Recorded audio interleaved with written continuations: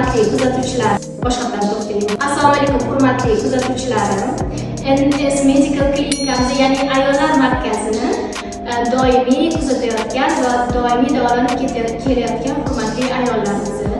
Mana bugun Husna brend ostidagi Sevara keldilar, tashrif buyurdilar. Biz bundan faqat xursandmiz. Hozir klinikamiz haqida ma'lumot bersam, ular juda ham xursand bo'ldilar. O'zbekistonda yana bir ayollar va bolalar uchun xizmat ko'rsatadigan juda ham katta klinika ochilgani fikringiz bo'lsa, Sevara.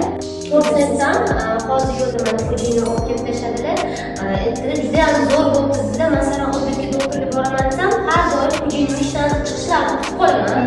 Sababi endi o'sha joyga borganingizda ko'pincha ayol erkak ishi ham joyda aralashib ko'pincha bu erlarimizga yoqmaydi.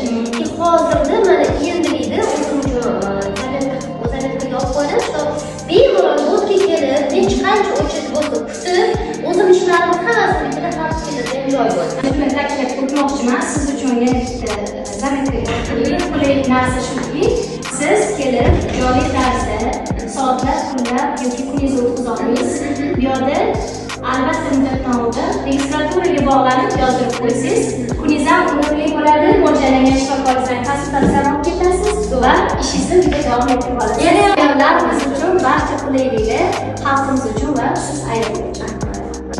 Ishidagi rivoj, gullar yashnasin, bunaqa keganlarni o'rta emas, 100 ta bo'lsa, butun O'zbekiston